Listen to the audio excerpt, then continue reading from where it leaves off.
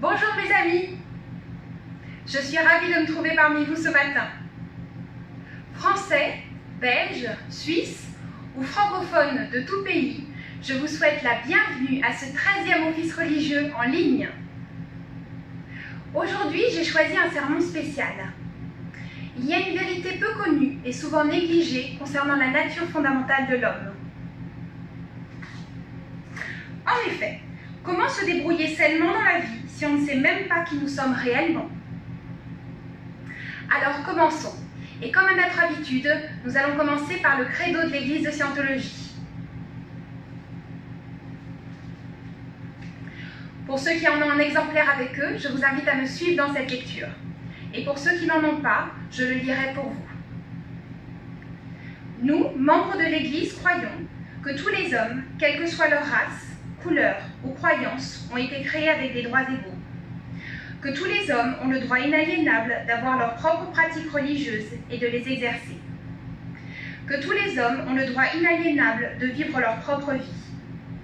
Que tous les hommes ont le droit inaliénable à leur santé mentale. Que tous les hommes ont le droit inaliénable d'avoir leur propre défense. Que tous les hommes ont le droit inaliénable de concevoir, choisir, assister ou soutenir leurs propres organisations, églises et gouvernements.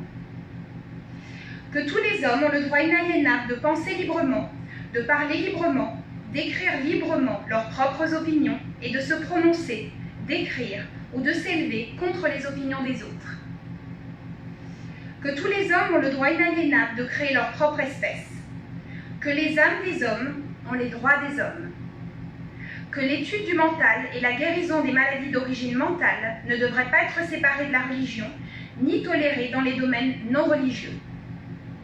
Et qu'aucun agent autre que Dieu n'a le pouvoir de suspendre ou de négliger ses droits de façon ouverte ou couverte.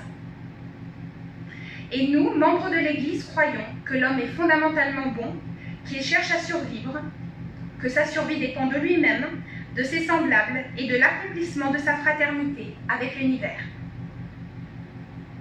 Et nous, membres de l'Église, croyons que les lois de Dieu interdisent à l'homme de détruire sa propre espèce, de détruire la raison des autres, de détruire ou d'asservir l'âme d'un autre, de détruire ou de réduire la survie de ses compagnons ou de son groupe.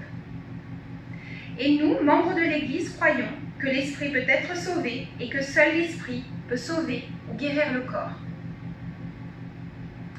Pour vous aider à forger vos propres opinions, voici un autre texte, L'intégrité personnelle, écrit par L. Ron Hubbard.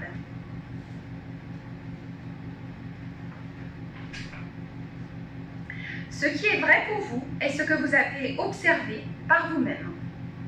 Et lorsque vous avez perdu cela, vous avez tout perdu. Qu'est-ce que l'intégrité personnelle? L'intégrité personnelle, c'est savoir ce que vous savez. Ce que vous savez n'est rien d'autre que ce que vous savez. C'est cela l'intégrité, il n'y a pas d'autre intégrité. Bien sûr, nous pouvons parler d'honneur, de vérité, de tout cela, ces termes ésotériques. Mais je pense qu'on ne les trahirait pas le moins du monde si ce que nous observions était vraiment ce que nous observions. Si nous prenions soin d'observer ce que nous observons et que nous observions toujours dans le but d'observer. Et sans nécessairement adopter une attitude sceptique, un esprit critique ou indulgent, mais certainement en maintenant suffisamment d'intégrité et de conviction personnelle, de confiance en soi et de courage pour pouvoir observer ce que nous observons et dire ce que nous avons observé. En dianétique et en scientologie, une chose n'est vraie que si vous l'avez observée, et elle n'est vraie que selon votre propre observation. C'est tout. Passons maintenant au sermon de cet office. Il s'intitule « La course contre les instincts sauvages de l'homme ». Allons-y. Depuis 50 000 ans, l'homme a dû faire face à sa propre énigme et à celle de ses semblables. Victime de ses instincts brutaux et de ses pulsions, il a été amené à ériger des prisons, à établir des codes juridiques et des systèmes sociaux complexes afin de s'en protéger. L'homme se défiait de l'homme, tant le comportement humain à travers les âges inspirait peu la confiance ou la foi.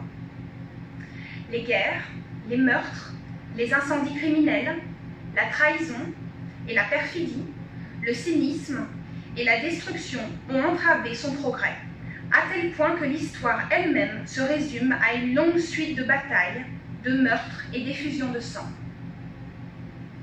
Qu'apprend-on à un enfant à qui on enseigne l'histoire? On lui apprend comment telle ville a massacré tel autre, comment tel roi a été tué par telle femme, comment telle guerre a changé les frontières ici et là. Quel étrange tableau pour un être civilisé. Même les primates ne s'adonnent pas à ce genre de choses. Face à cet aspect de lui-même et de ses semblables, l'homme a longtemps cherché une réponse à l'énigme qu'était son propre comportement, ainsi que les moyens d'y remédier. Bien avant le philosophe grec Diogène, l'homme était en quête de réponses à ces questions. À Babylone, en Chaldée, en Inde, et même dans les temps primitifs, les hommes qui pouvaient penser se sont préoccupés du comportement antisocial et irrationnel de leurs semblables. Cette quête a connu une accélération le siècle dernier, grâce à deux éléments. Le premier dû au dynamisme et à la curiosité de Sigmund Freud, le second aux mathématiques de James Clerk Maxwell et à ses études de l'énergie dans l'univers physique. Ces deux éléments sont apparus presque simultanément. Freud travailla sans la connaissance de l'univers physique, connaissance qui n'a été acquise qu'au cours des années qui suivirent ses premières recherches. Freud n'était pas un physicien. Et s'il fallait le qualifier, nous dirions que c'était un mystique. Selon Freud, l'homme avait caché au fond de lui-même des instincts brutaux qui le dominaient, parfois jusqu'à lui dicter son comportement. Freud pensait que le problème de l'homme émanait de ses instincts et de la lutte qu'il devait amener, et de la lutte qu'il devait mener pour les refouler. Souvenez-vous bien de cette théorie. Elle fut proposée sans avoir observé de preuves ou de phénomènes qui auraient pu la démontrer. Elle a été proposée comme une conjecture, peut-être, mais elle a le mérite d'avoir été proposée. Freud n'a jamais résolu ou mesuré un de ses instincts. Il a dit qu'ils étaient là. C'est tout ce qu'il a dit. Cette théorie fut ajoutée aux connaissances générales déjà accumulées sur l'esprit humain.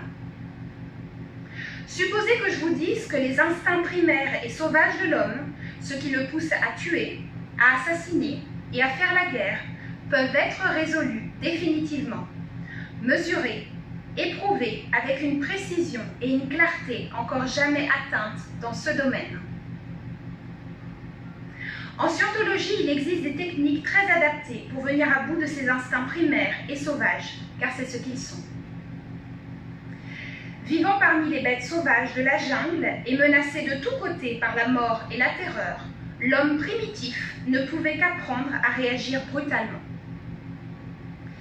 Il était peut-être bon avant de se mesurer à l'univers physique, mais une fois la lutte engagée, il la mena avec acharnement et le meurtre et la guerre devinrent chose courante. Il devait tuer pour vivre et il continua à tuer. Aujourd'hui, il dispose d'une civilisation organisée et qui devrait suivre son cours, où chacun devrait se sentir libre et heureux. Les lois ne devraient pas être nécessaires et les prisons devraient être vides. Il ne devrait pas y avoir de folie et nous devrions tous manger à notre faim. Ceci signifierait que l'homme maîtrise et son environnement et lui-même. Mais nous n'en sommes pas là. Quel est l'obstacle? Ces instincts brutaux et sauvages?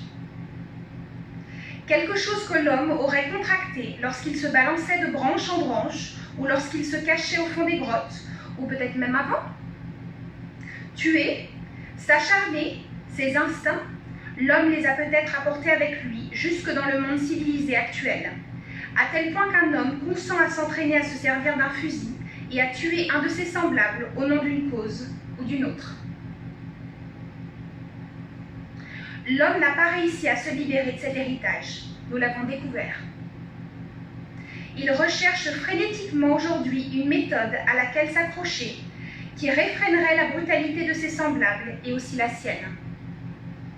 Il se tourne vers les institutions politiques, les responsables locaux, départementaux, régionaux, les gouvernements nationaux et même les institutions internationales, pour réfréner la brutalité de ses concitoyens et peut-être même la sienne.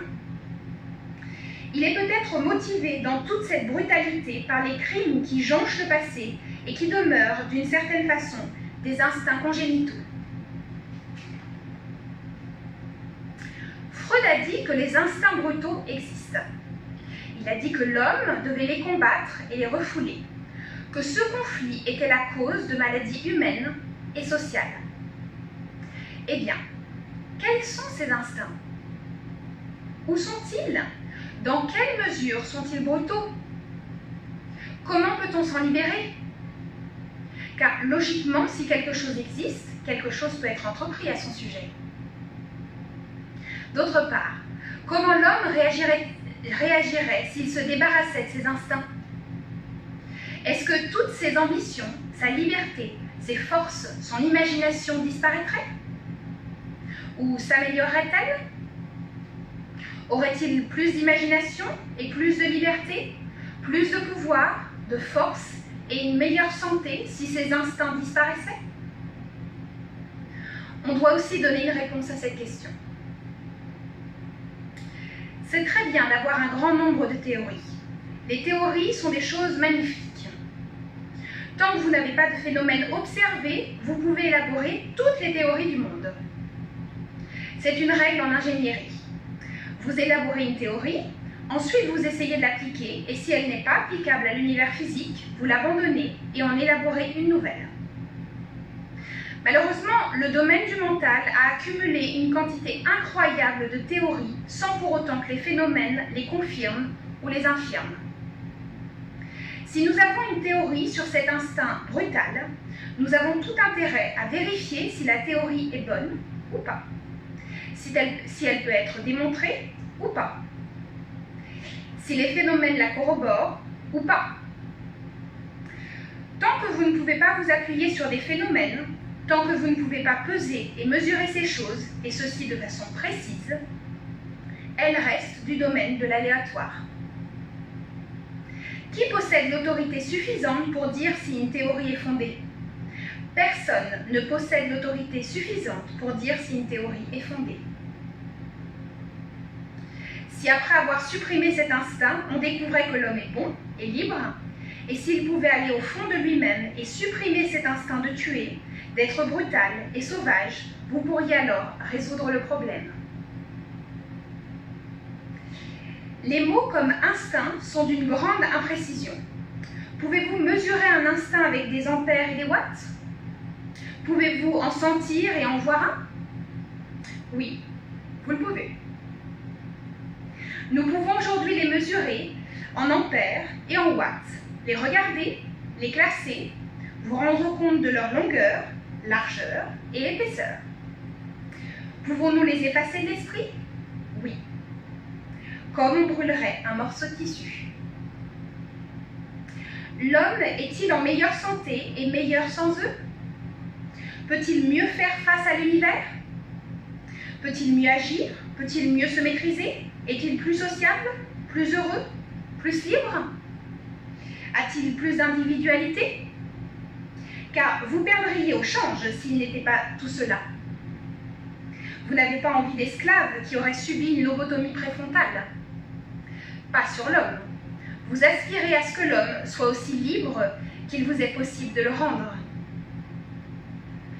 Heureusement, et il n'y a personne à remercier pour cela, lorsque vous supprimez ses instincts, l'homme est plus libre, il devient sociable, peut faire face à son environnement et ne souhaite plus voler, tuer, incendier ou faire la guerre.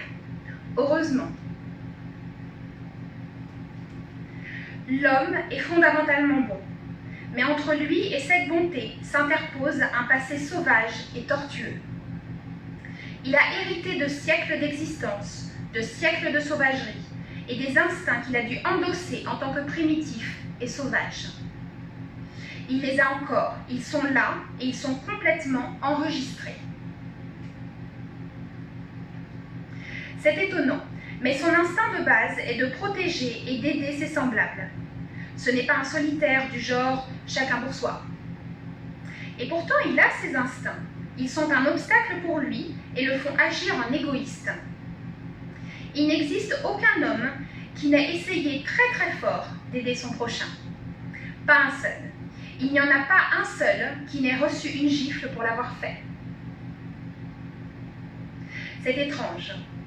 Nous avons là une créature qui veut aider, qui veut se sentir proche de ses semblables, qui veut être aimée, qui veut se sentir en sécurité et qui est en même temps aventureuse, qui veut avoir une civilisation unie. Elle est déchirée personnellement et dans les groupes qu'elle forme. Tout ce qu'elle fait pour s'en sortir, en fait, consiste à se plaindre, à tempêter et à faire la guerre. Supprimer la pulsion sauvage et antisociale de l'homme, n'importe quel homme, femme ou enfant, et il sera plus libre d'agir, car alors, il peut agir. Auparavant, chaque fois qu'il agissait, il se disait « Eh bien, gloup, c'est peut-être à ce moment-là que j'ai tué Borg. » Et revoici cette pulsion qu'il a acquise quelque part sur la piste de temps. La piste de temps étant l'enregistrement consécutif des images mentales qui s'accumulent tout au long de la vie d'une personne. C'est une sorte d'instinct qu'il a traîné tout au long de sa lignée protoplasmique ou de sa lignée génétique. Ce qui veut dire les choses qui lui sont arrivées au cours de l'évolution du corps physique. Vous supprimez ces instincts, vous pouvez les trouver, et l'intelligence d'un homme va parfois doubler. Il s'interdit de penser aussi clairement qu'il le pourrait, car il a peur de ce à quoi il pourrait penser. Il y a là quelque chose auquel il ne devrait pas penser, et il limite ainsi sa propre capacité de penser. Nous avons trouvé les instincts et le couvercle de l'inconscience, le subconscient, et le contenu de ce subconscient. C'est intéressant, mais c'est encore plus intéressant de noter que lorsqu'on supprime la force et le pouvoir d'un ego brutal, la nature de l'individu change à tel point qu'il réussit beaucoup mieux qu'avant. Il reste la même personne qu'il était, mais c'est celle qui n'est plus réprimée, opprimée, malchanceuse, malheureuse. On peut aussi lui faire confiance. Il est possible à l'heure actuelle, dans un monde survolté, de faire quelque chose au sujet des criminels, des fous, de la guerre, de la haine antisociale, de l'homme pour l'homme. Pouvons-nous faire quelque chose pour le sauvage déguisé en homme civilisé avant qu'il ne ruine ce monde et l'humanité? C'est l'avenir qui répondra à cette question. Chaque centre que nous avons et toute la connaissance que nous avons acquise sont à votre disposition. Ils sont à votre disposition pour vous aider à vous améliorer, pour faire que la criminalité soit une chose du passé, pour bannir la guerre à tout jamais. Mais cela dépend de vous. Vous pouvez changer les choses en devenant ministre volontaire de scientologie. Il vous suffit d'étudier le manuel de scientologie, d'apprendre à mettre les principes qu'il contient en pratique pour aider les autres et de les utiliser. Bien. Nous sommes une église, certes, moderne et nouvelle, mais nous sommes tout de même une église. Et comme tout mouvement religieux, voici notre prière.